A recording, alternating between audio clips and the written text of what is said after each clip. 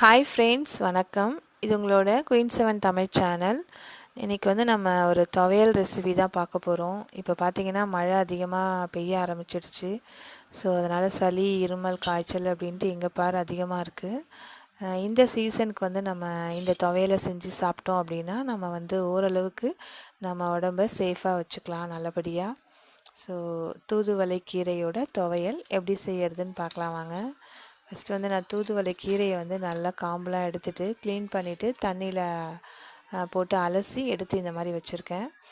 இதுக்கு வந்து சின்ன வெங்காயம், அப்புறம் பூண்டு, காஞ்ச மிளகாய், அப்புறம் பார்த்திங்கன்னா உளுத்தம்பருப்பு, அப்புறம் கொஞ்சமாக புளி, எண்ணெய் தாளிக்கிறதுக்கு, கடுகு, சீரகம், கொஞ்சமாக பெருங்காயப்பொடி. ஸோ இவ்வளோ தான் நமக்கு தேவையான பொருட்கள். என்னென்ன எவ்வளோ அளவு அப்படிங்கிறத வந்து நான் செஞ்சுட்டே சொல்லிடுறேன் உங்களுக்கு. உங்கள் 1 கப் தழை எடுத்திருக்கீங்க அப்படின்னா அதுக்கு வந்து 4 காஞ்ச மிளகாய், ஒரு 10 வந்து சின்ன வெங்காயம், ஒரு 10 பல் பூண்டு, அந்த மிளகாய் காரத்துக்கு ஏற்ற மாதிரி கொஞ்சமாக புளி போதும். ஸோ இப்போ வந்து நம்ம எப்படி செய்யுதுன்னு பார்க்கலாம் வாங்க. வானல் வச்சுக்கோங்க, எண்ணெய் விட்டுக்கோங்க, ஒரு 1 ஸ்பூன் எண்ணெய். நீங்கள் நல்லெண்ணெய் விட்டுக்கிட்டிங்கனாலும் இன்னும் ரொம்ப நல்லாயிருக்கும், அது உடம்புக்கு ரொம்ப நல்லது. ஸோ இந்த துவையல் வந்து நல்லெண்ணெயில் செஞ்சால் இன்னும் நல்லாயிருக்கும் உங்களுக்கு. இப்போ இதில் வந்து பூண்டு போட்டு நம்ம நல்லா வதக்கிக்கிறோம் ஃபஸ்ட்டு.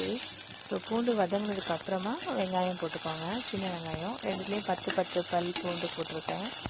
10 வெங்காயம் அந்த 10 பல் பூண்டு போட்டு வதக்கியிருக்கோம். இப்போ வெங்காயமும் நல்லா வதங்கிடுச்சு.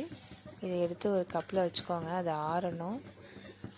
ஆறினதுக்கப்புறமா அரைக்கணுங்கிறதுனால அதை எடுத்து நம்ம ஃபஸ்ட்டு ஆற வச்சுக்கலாம். இதுக்கு வந்து ரொம்ப எண்ணெய் விட தேவையில்ல, சும்மா கொஞ்சமாக எண்ணெய் விட்டு வறுத்துக்கலாம். இப்போ பார்த்திங்கன்னா அதுலேயே வந்து நான் புளி ஒரு பீஸ் எடுத்திருக்கேன். இந்த ஒரு பீஸ் புளியும் வந்து இதுலேயே நம்ம ஒரு வதக்கிக்கலாம்.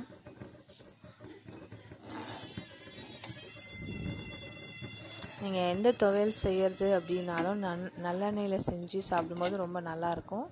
அதே மாதிரி வந்து உளுத்தம் பருப்பும் நம்ம சேர்த்துக்கலாம். எனக்கு அந்த உளுத்தம் பருப்பு ஃப்ளேவர் பிடிக்கும்.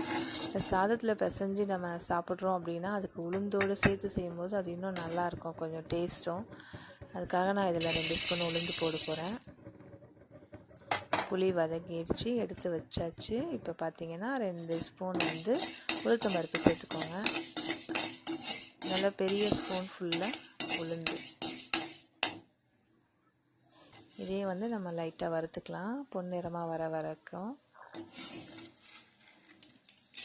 அதில் இருக்க எண்ணெயே போதுமாக இருக்கும், திரும்ப நம்ம எண்ணெய் விடணும்னு அவசியம் இல்லை. ஸோ இப்போ உளுந்து வந்து நல்லா பொன்னிறமாக செவந்துடுச்சு.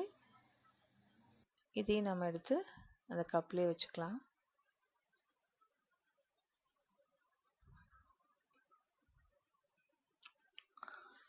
இப்போ பார்த்திங்கன்னா சுத்தமாக எண்ணெய் இல்லை, அதனால் நான் கொஞ்சமாக எண்ணெய் விட்டுக்கிறேன். நல்லெண்ணெய் விட்டுக்கலாம். இதுக்கு ஒரே 1 ஸ்பூன் நல்லெண்ணெய் விட்டுட்டு அதிலே வந்து நம்ம அந்த அலசி எடுத்து வச்சுருக்க தூதுவளை கீரையையும் போட்டு நல்லா வதக்கிக்கலாம். ஸோ இந்த தூதுவளை கீரையில் பார்த்திங்க அப்படின்னா நிறைய கால்சியம், அயன் அண்டு நிறைய சத்து வந்து இதில் நிறைஞ்சிருக்கு. ஸோ இது பற்களுக்கும் போனுக்கும் கூட ரொம்ப ரொம்ப நல்லது. இது வந்து ஒரு காயக்கல்ப மூலிகைன்னு கூட சொல்லுவாங்க. மிக சிறந்த ஒரு மூலிகை. இதை வந்து நம்ம ரெகுலராக சாப்பிட்டுட்டு வரும்பொழுது நம்மளோட உடம்பு வந்து அவ்வளோ ஆரோக்கியமானதாக இருக்கும் அப்படின்னு சொல்லுவாங்க. தேவையில்லாத அந்த கழிவுகள்லாம் வெளியேறிடும். நமக்கு சளி, இருமல், தொல்லை பிரச்சனையும் வந்து அடிக்கடி வராது. இதை நம்ம ரெகுலராக சாப்பிட்லாம். இப்போ வந்து நம்ம அதை மிக்சியில் போட்டு அரைக்க போகிறோம் ஆறினதுக்கப்புறமா. ஸோ ஆறிடுச்சு. நம்ம வறுத்து வச்சுருக்க எல்லா பொருட்களையும், காஞ்ச மிளகாய், உளுந்து, அதுக்கப்புறம் வெங்காயம், பூண்டு,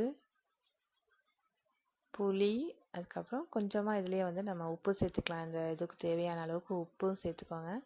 சேர்த்துட்டு இதை ஃபஸ்ட்டு ஒரு அரைச்சிட்டு அதுக்கப்புறமா நீங்கள் கீரையை போட்டு அரைங்க. அப்போ தான் உங்களுக்கு வந்து அந்த கீரையும் இதுவும் வந்து நல்லா நைஸாக பதமாக இருக்கும். ஸோ கீரையை அரைக்கும் போது கொஞ்சமாக நம்ம தண்ணி விட்டு அரைச்சிக்கலாம். இப்போ இது கொஞ்சம் நல்லா அரைஞ்சிச்சு, இன்னும் கொஞ்சம் அரையணும். லைட்டாக தண்ணி விட்டுட்டு இன்னும் கொஞ்சம் நைஸாக வேணுன்ற அளவுக்கு நம்ம இதை அரைச்சிக்கலாம்.